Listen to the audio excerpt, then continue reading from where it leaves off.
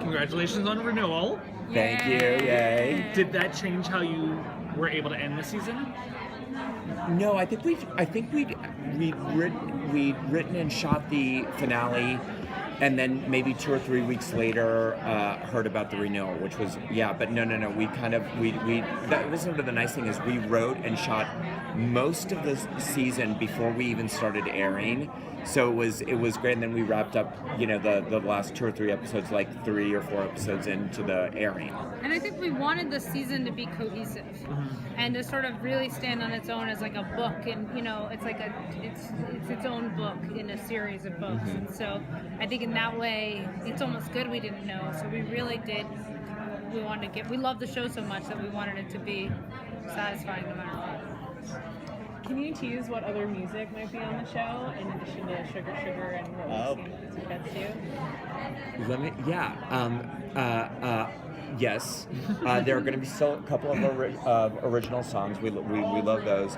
Archie and a surprise partner are going to sing a cover of an 80s song for a retro homecoming episode. That's all you're allowed to say. That's all I'm allowed to say. But wait, we didn't know it was a retro homecoming episode. Oh, it's a retro. That's why I just stopped before we got any deeper. Okay.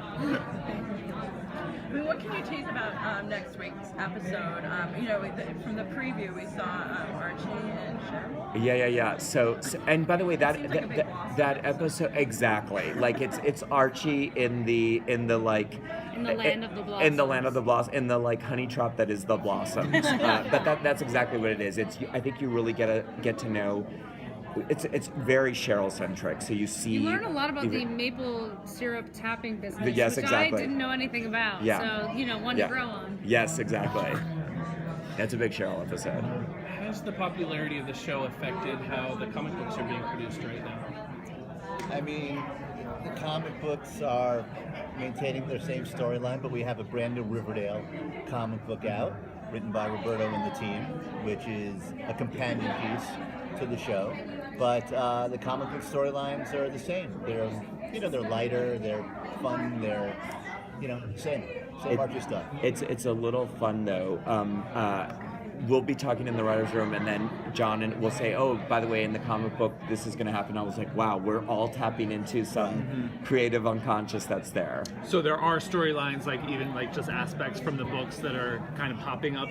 Yeah, I think just kind of like I think in taking the new Archie book, which Mark Waid is writing, that is a little bit more slice of life and a little more coming of age, a little bit romance and stuff. Yeah, there are very weird echoes every so often. I'd be like, wait, did Mark read that script or so it's they're speaking to each other, I think. Yeah, absolutely.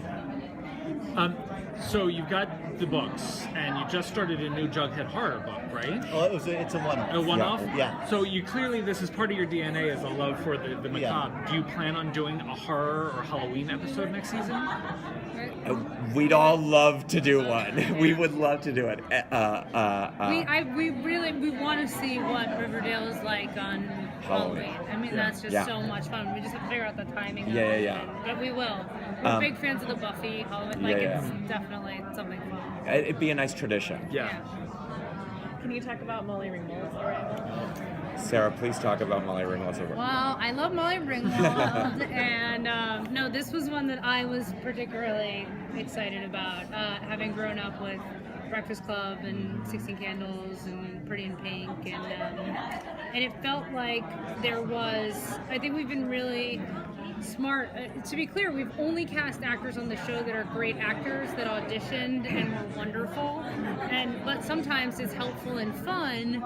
For me, it's like I think it's really helpful when you, as an audience, knew the parents when they were teenagers, because parents were teenagers, and I think it adds a level of understanding and depth to that relationship when you knew them when they were kids. And so it's like I knew Luke, I knew Skeet, and Molly, and it's like to have Mary come back, it felt like she was this sort of ghost hanging over this family, and so we wanted her to have this big presence. And to be honest, like she is the first lady of teenagers, and And then she just was also a great actress, Yeah. and it really worked for the part. But I think it's really nice when you can do that, and we purposely don't. And like we get calls all the time about like, what about blow? And you're like, no, you don't get it. Like it's very careful how we're doing it, and very respectful. But there's definitely a level of homage there. But Molly was, and she was really up for it, and she did a great job. Yeah, and I mean, I think Luke said it like after the first scene that they shot Molly with KJ, who plays Archie. Luke called and was like, she is Mary Andrews. And you know, it's true when you build up to a character. It's nice when you kind of recognize them and it makes sense in the right story. And she is Mary Andrews. It's like, yeah, of course, Molly Ringwald is Mary Andrews and is Archie's mom. It has to be. Yeah, there's like this negative space in that family, like this missing piece, and so you wanted it to be someone who could really fill that space and like kind of just open something in KJ it was like a dream come true for me. So it was very like it is like I was like 12 and I was like, I'll take Luke Perry and Molly, you know, and then let's bring in some Twin Peaks and then we'll like play together. Are we going to be hiring at all Yeah. this season? Actually, we don't. We want to keep as many surprises in the finale as possible. Let me say that. So there's Yeah. a lot of secrets that are starting to be revealed. Last question. A lot of secrets that have been being revealed, but the mystery of who killed Jason Blossom's kind of taken a little bit of a backseat. How does that kind of over these last few episodes kind of incorporate back in? Yeah, you know, it's the episodes vary. Some are really mystery centric and some are a little bit more standalone.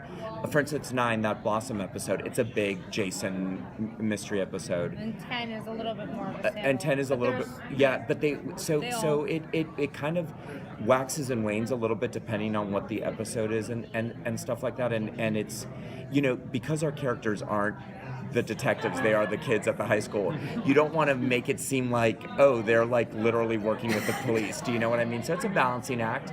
But you know, like for instance, our next to last episode, it's almost all mystery, and it's incredible. I mean, it's one of our strongest episodes. So it's probably because that we've invested into the characters enough. So it varies. And it's that episode that's revealed, right? The second to last episode. We're not going to say that, but I will say that the way that it comes into and out of the forefront and the focus is very much how tragedy affects a community, which is like you do kind of have to get on with your daily living in the middle of it, but you can't kind of forget that rotting corpse. Yeah, it's there. Exactly. Like that Batman.